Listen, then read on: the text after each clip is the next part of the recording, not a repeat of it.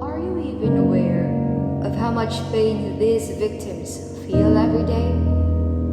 They go to school knowing they're going to be hurt, and they see no way out. This is because people let it happen without contemplating how much pain it could cause to people.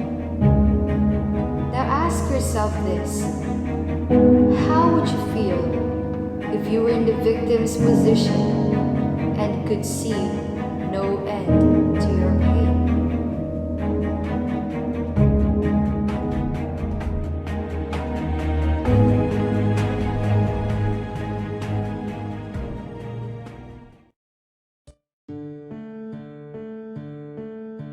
Bullying for me is the physical, verbal, and emotional abuse of someone's dignity.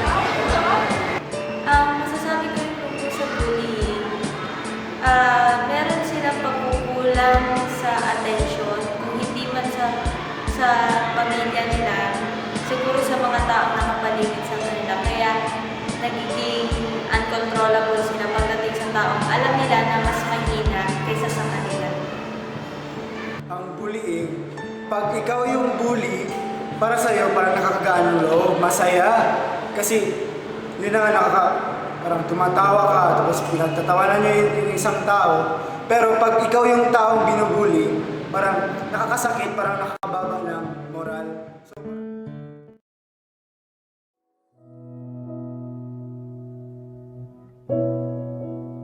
Ako po si Jenny May Estalaver, pero tinatawag po akong Jenny ng mga kaibigan ko o bongbong ng aking mga kapamilya. Ngayon, maayos po ang buhay ko sa kolehiyo, pero sa tingin ko, dahil lang yon, ang mga kasama ko ngayon sa kolehiyo, hindi nila alam kung anong nangyari sa akin noong nasa elementarya pa ako at sa high school. Tahimik naman ang buhay ko dito. Simula nag-kinder ako hanggang sa nag-graduate ako ng high school, isang kalbaryo ang pagpunta ko sa paaralan. Yung mga estudyante na hindi nakakaintindi sa pag-uugali ko na gusto ko lang mapag-isa kasi hindi ko sila hindi ako makakonect sa kung anong meron sila. Hindi pareho yung mga kinahiligan namin, kinahinisan nila ako. Pero wala naman akong ginagawa sa kanila. Pero ano naman pala ang magagawa ko? Eh yun naman ang iniisip nila. Yun naman yung nasa isip na nila at hindi ko naman babago. Yung nagpalala siguro sa buhay high school ko ay yung mga nangyari sa akin ng elementarya, ibinalik pa rin ng mga classmate ko dati sa elementarya. Pinento nila sa mga bagong classmate namin sa high school.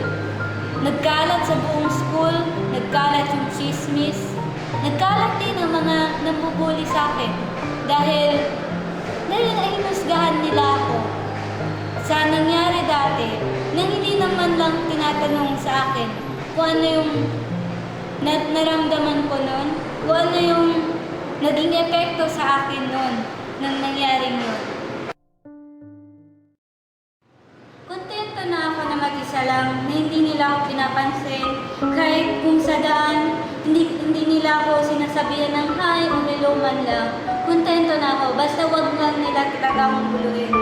Pero siguro, mapaglaro ang tadhana. Yung mga tao, mapanghusga na nga, mapanglait pa. Kahapon narapis ko mukha niyo mo. Oh, bawal. Pero bawal ba?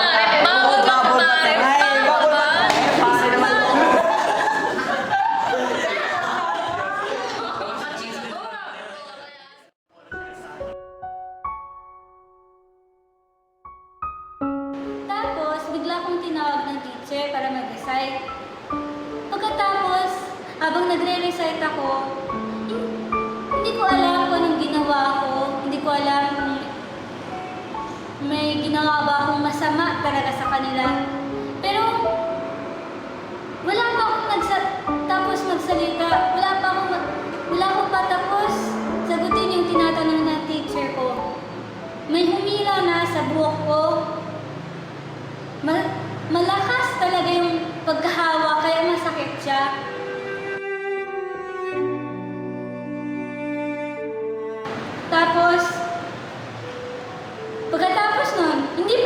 kontento. Iba-iba, ano-ano pa yung sinasabi. Tapos naramdaman ko na lang, may nilagay pala silang papel sa likod ng ulo ko. Hindi ko na lang tinignan kung ano yun kasi ayoko nang tingnan. Ayoko nang bigyan pa sila ng time para laitin pa ako ulit. Kaya ang ginawa ko, habang patuloy pa rin silang nagsasabi ng kung ano-anong insulto, kahit nasa pamilya ko na wala namang kasalanan, wala namang kinalaman.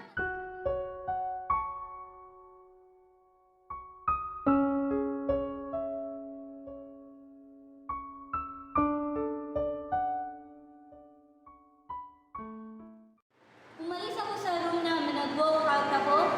Pumunta ako sa CR. Nilak ko yung sarili ko sa isang cubicle. Tapos, umiyak ako ng umiyak. Umiyak talaga ako ng umiyak. Sa pag-iyak ko, yung feeling ko nun, sobrang depressed na wala na akong kasama sa mundo. Wala na akong kaibigan, wala nang nagmamahal sa akin. Naisip ko nun, bakit kaya hindi na ako magpakamatay, no? Bakit hindi na kaya ako mawala sa mundo? Wala namang say-say yung buhay. Wala namang sigurong malulungkot kung nawala na ako. Yung ginawa ko, kinuha ko yung hose dun sa na malapit sa akin, pinalipit ko sa leeg ko ng maraming beses, tapos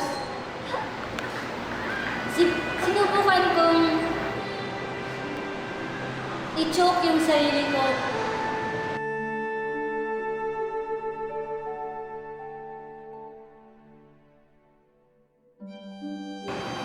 Pagkatapos ng ilang minuto, nakita ko na lang yung isang senior namin sa school na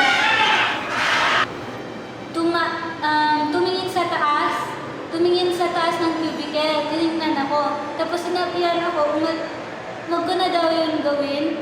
Umalis na daw ako kasi nakausapin daw ako ng guidance counselor.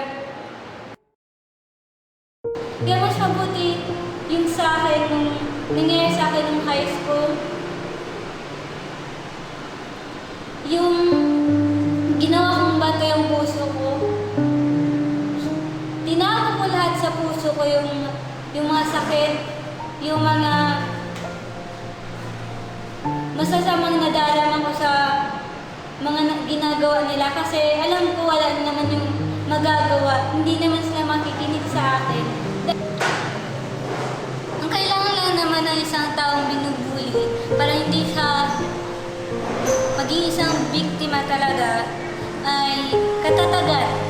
Maging matatag ka. Maging matapang ka. Maging matapang ka at ipakita mo sa kanila na tinatarget nila yung maling tao.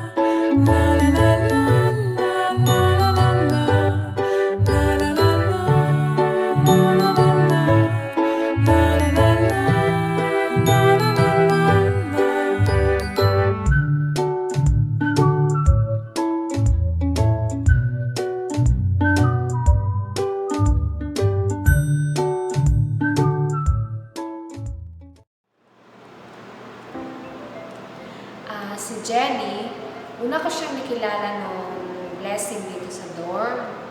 Nakilala ko siya kasi habang pumipila ako para sa pagkain, may biglang yumakap sa akin. Tapos ay, ano ba itong batang ko? Parang weird naman yumakap sa akin. Hindi nga kami magkakilala. Tapos sabi sa akin, ate, wala kasi akong kasama. Pwede ikaw na lang.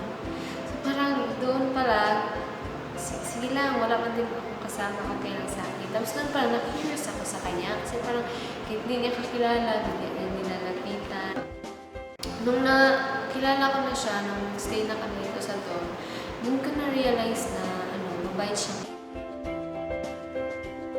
Siguro lang yung sa mga advice ko sa mga taong nanguhusga sa kanya sa unang tingin pa lang, dapat kilalanin niyo muna si Jenny. Kasi nga sabi nila, lahat ng tao may kanya-kanyang pinagdaanan kaya naging ganito tayo ngayon. So, siguro kailangan niyo siyang kilalanin. Kasi pag kinilala niyo na siya, yun yung marirealize na ang bait niya talaga. At saka isa din siya sa mga tao na dapat natin i-respect. Siguro yun lang.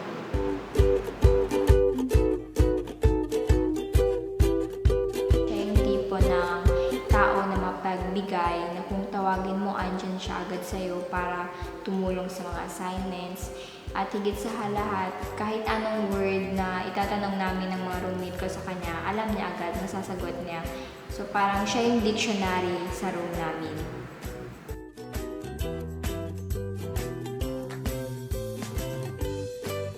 Kaya yung kailangan lang talaga ni Jenny sa posisyon niya ngayon, yung tao na pwedeng umintindi sa kanya, yun lang talaga ang kailangan niya para makapag-move on siya sa karanasan niya, para maging masaya din siya kahit papano. Pero sa totoo lang talaga, si Jenny yung tao na hindi karapat-dapat na i-bully kasi masyado siyang mabait, lalo na masyado siyang mapagbigay. So, masaya kami kasi nakita namin yung magandang loob, magandang puso sa kanya. Kasi before siya husgahan, dapat lang munang kilalanin siya kasi hindi siya ganun na masamang tao na dapat i-bully. So, dapat si Jenny ay intindihin natin siya at saka unawain at higit sa lahat, mahalin din na bilang isang tao at hindi yung pinubuli natin siya.